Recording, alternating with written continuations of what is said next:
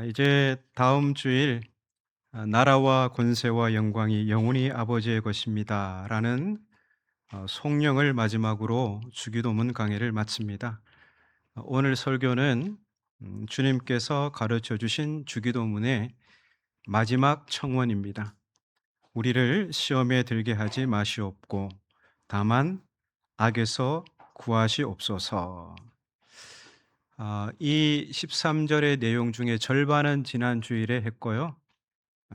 오늘은 악에서 구하소서 이 부분을 살펴보려고 합니다.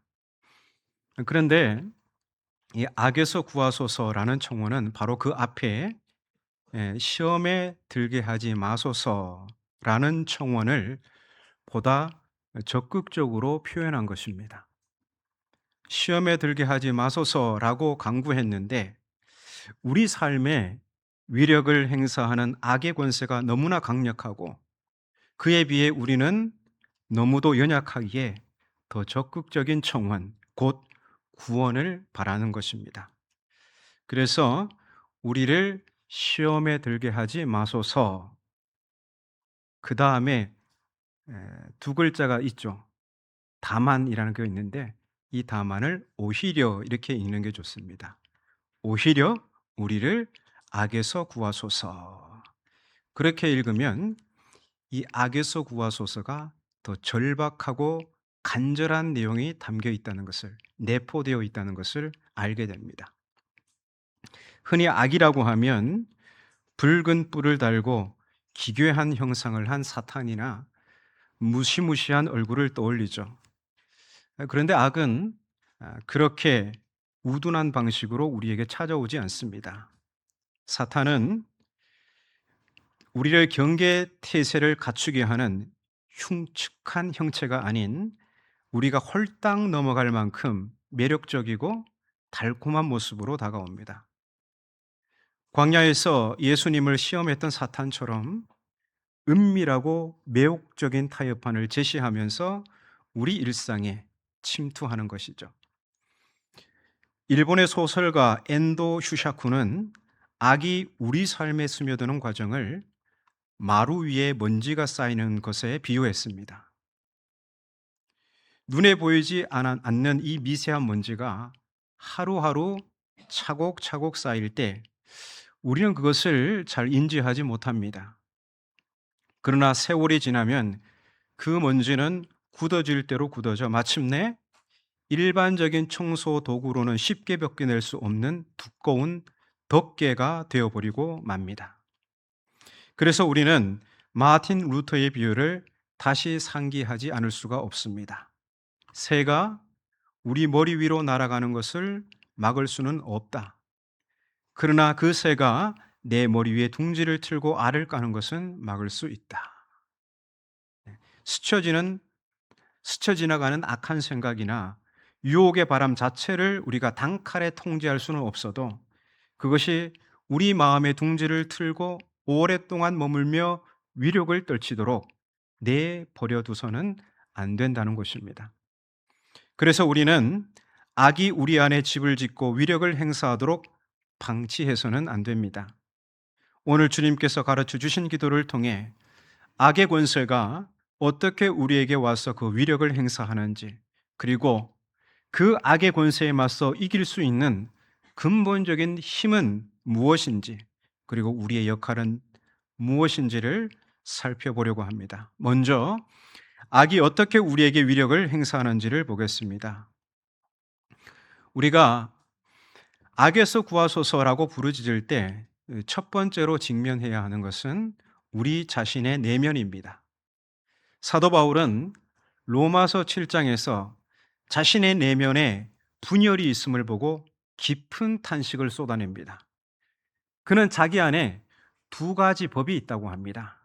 하나는 하나님의 법이고 다른 하나는 죄의 법입니다.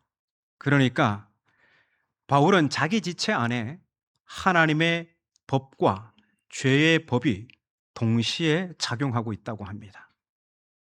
하나님의 법은 바울에게 선을 행하고자 하는 열망을 불러일으킵니다.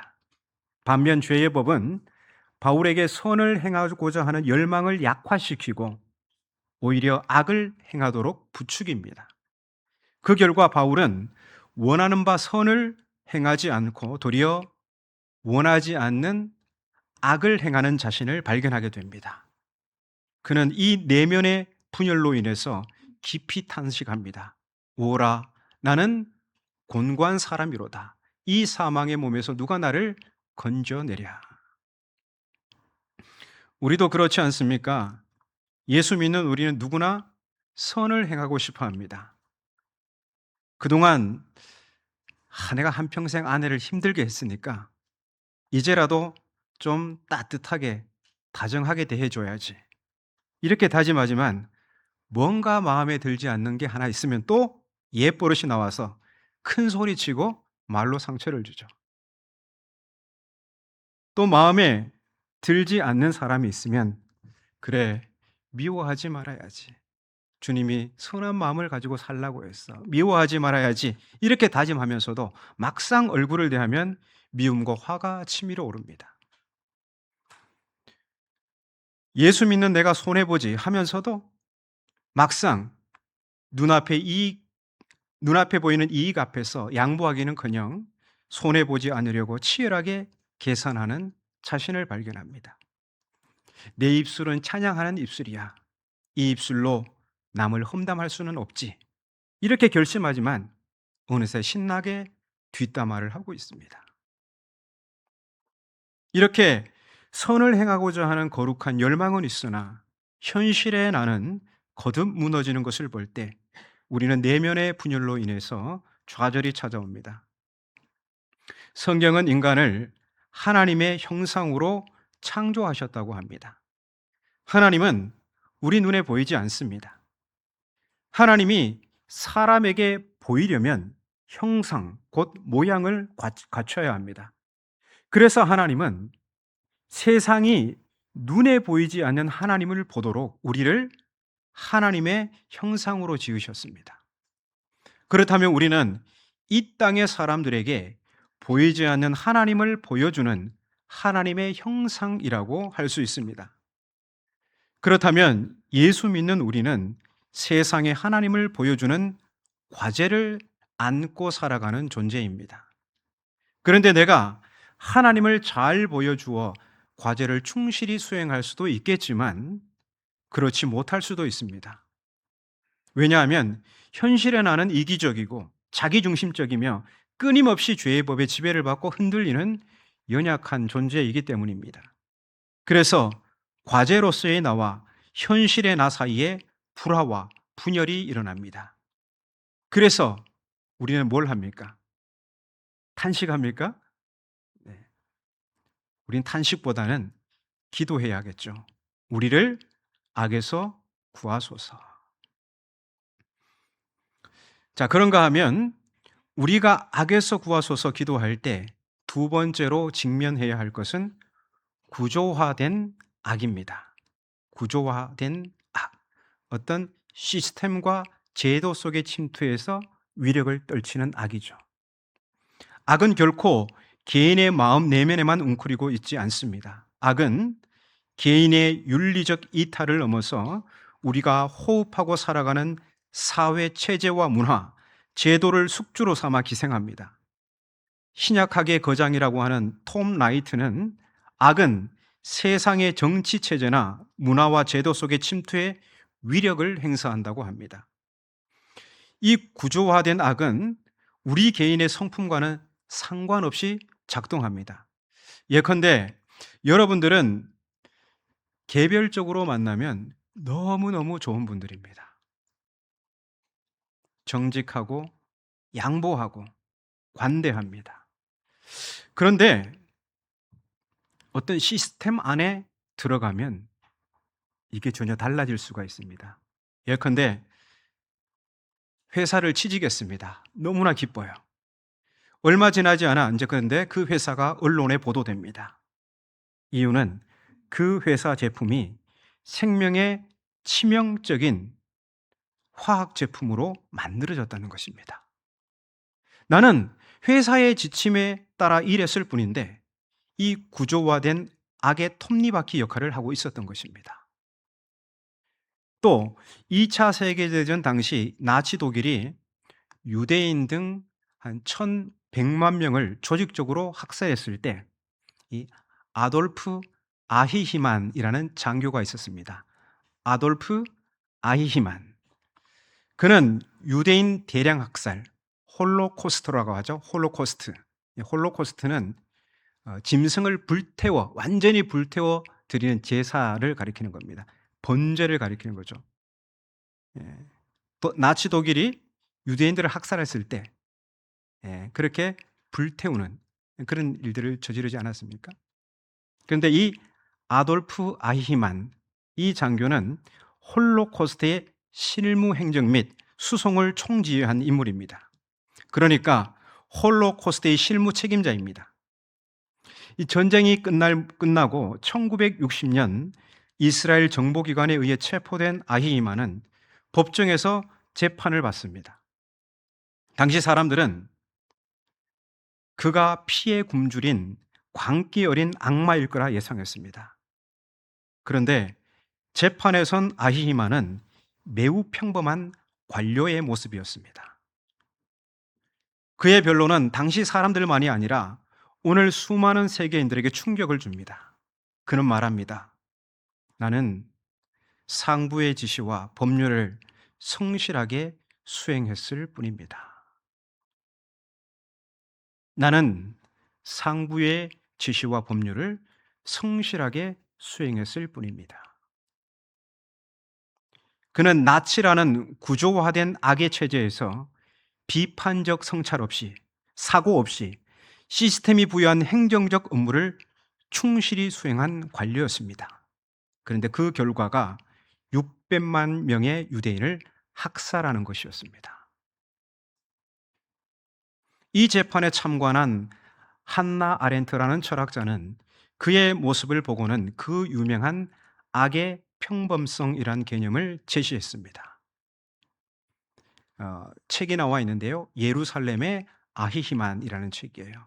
그 책을 한번 읽어보시면 한나 아렌트의 악의 평범성이라는 개념을 잘 알 수 있습니다. 악의 평범성이란 악이란 사이코패스나 잔혹한 악마 같은 특별한 사람들만 저지르는 게 아니라 비판적 생각 없이 사고하지 않는 그런 습관에 따라 타성에 젖어 살아가는 평범한 사람도 얼마든지 끔찍한 악을 저지를 수 있다는 개념입니다. 그래서 우리에게는 분별할 수 있는 사고의 힘이 필요합니다. 또한 악은 사회 구성원 전체의 무의식의 언어에 깊이 파고듭니다. 우리가 자주 하는 말들이 있습니다. 그런데 그 언어 속에도 악이 작용하고 있다는 것입니다. 예컨대 남자는 이래야 해, 여자는 이래야 해. 이게 굉장히 폭력적인 언어로 작용하기도 합니다. 또는 특정 지역을 가리키며 거기 사람들은 안 돼. 또 무엇이 있을까요? B형 남자는 성격이 뭐 맞다고 이렇게 하면서 얼마 전에 어떤 권사님이 제가 있는데 B형 남자에 대해서 엄청 막 뭐라고 하시더라고요. 제가 B형인데 네. 그런 말들이 있죠. 또, 또 흰색에는 순수, 정결, 신성함의 의미를 부여하고 검은색에는 불길함, 범죄, 음습함의 이미지를 덧씌우며 백인이 흑인보다 우월하다고 하는 인종차별이 있습니다. 또 현대 미디어는 이 미사일이 폭발하는 장엄한 광경을 보여줍니다. 막 드론을 통해서 미사일을 쏟아붓습니다. 그리고 그 한 지역을 그냥 폭발하는 그것을 보여줍니다. 그런데 그 미사일 아래서 살점이 찢겨나가며 울부짖는 어린아이와 민간인들의 비명소리는 음소거 처리해버립니다. 이게 구체성을 제거해버리고 추상화시켜버립니다. 타인의 고통을 추상화하고 몇 명이 죽었다 숫자화하면서 우리로 하여금 무감각하게 만드는 것. 이것이야말로 악이 미디어와 언어, 문화라는 옷을 입고 세상을 지배하는 매우 교묘하고 치명적인 수법입니다. 자, 그렇다면 우리는 우리 내면의 부패함과 구조화된 이 거대한 세상의 악을 어떻게 이겨낼 수 있을까요? 내 의지와 혈기, 결심과 도덕적 결단으로 악을 제압할 수 있을까? 단언컨대 불가능합니다. 우리의 수고와 의지만으로는 악이 당기는 힘에서 결코 벗어날 수 없습니다. 우리의 식견과 경험만으로는 이 세상의 구조화된 악의 권세와 우리 무의식 속의 위력을 행사하는 악을 다 분별할 수 없다는 것입니다. 이 영화 배너에는 아주 인상적인 장면이 나오는데요. 사슬에 묶여 로마 노예 손으로 끌려가는 배너가 타는 듯한 갈증으로 쓰러져 있을 때 한 청년이 다가와 박에 물을 떠서 머금게 합니다. 무자비한 로마 군인이 채찍을 휘두르며 제지하려 하다가 그 청년의 눈빛과 마주치는 순간 채찍을 든 손을 천천히 내리고 맙니다. 그 청년은 예수님이었습니다. 압도적인 거룩함과 신성한 사랑의 현존 앞에서 인간 내부의 폭력성과 잔혹함이 무장해제되는 순간입니다. 우리의 영혼도 마찬가지입니다.